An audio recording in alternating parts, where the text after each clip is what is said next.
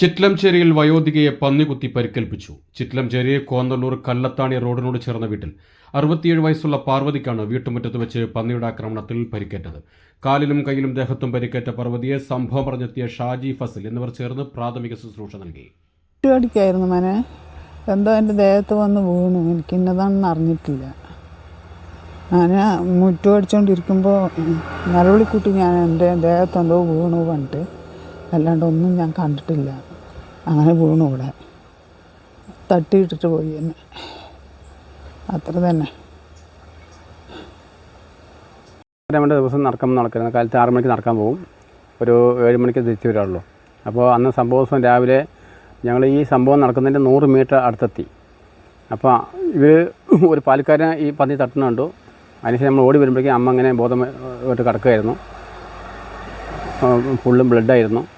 അപ്പോൾ ഞങ്ങൾ എമർജൻസി ആയിട്ട് നോക്കുന്ന സമയത്ത് ആ സമയത്ത് വരെ കുഴപ്പം തോന്നിയില്ല. പിന്നെയാണ് അമ്മൻ്റെ മകൻ രാധാട്ടൻ പറഞ്ഞ ആൾ ഹോസ്പിറ്റലിൽ അഡ്മിറ്റ് ചെയ്തു. ഇപ്പോൾ ഒരുപാട് ബില്ലായിട്ടുണ്ട്. ഇപ്പോൾ ഡിസ്ചാർജ് ആയിട്ട് ഇന്നലെ വന്നിട്ടുണ്ട്. അപ്പോൾ ഞാൻ നേരിട്ട് പോയി കാണാൻ വന്നതാണ്. അപ്പോഴാണ് ഈ ചാനലുകാരൊക്കെ വന്നത്. ഇതെന്തായാലും നമുക്കതൊരു പരിഹാരം കാണണം. കാരണം ഞങ്ങളൊക്കെ ഒരു ഇഷ്ടംപോലെ ആൾക്കാർ 100-300 ആൾക്കാർ ഈ റോഡിൽ നടക്കാറുണ്ട്. കാലത്ത് 5 മണി മുതൽ 7 മണി നടക്കാറുണ്ട്. പിന്നെ മദ്രസയിലും സ്കൂൾ പിള്ളേർ നടക്കുന്ന ഒരു ഏരിയയാണിത്. അപ്പോൾ എന്തായാലും ഇതിലൊരു ആക്ഷൻ വേണം. പഞ്ചായത്തിൻ്റെ വകയും ഫോറസ്റ്റ് ഡിപ്പാർട്ട്മെൻറ്റിൻ്റെ ആക്ഷൻ വേണം. ഇതൊരു ഒറ്റ പന്നിയാണ്, ഒരു ഭയങ്കര വെയിറ്റ്, അത് 100-300 കിലോ വെയിറ്റ് വരുന്നുണ്ട്. അപ്പോൾ ഇതിനകത്തൊരു ഡിപ്പാർട്ട്മെൻറ്റും പഞ്ചായത്തും ഇടപെട്ട് ഇതിനൊന്ന് കൊല്ലാനുള്ള സൗകര്യം ചെയ്തു തരണം. അത്ര മാത്രമേ നമുക്ക് പറയാനുള്ളൂ. ഈ കാണുന്ന വഴിയിലൂടെയാണ് കാട്ടുപന്നി ഓടിക്കൊണ്ട് വന്നത്. അമ്മ തോട്ടപ്പുറത്തുള്ള ഭാഗത്താണ് അമ്മ കിടന്ന് മുറ്റടിച്ചുകൊണ്ടിരുന്നത്.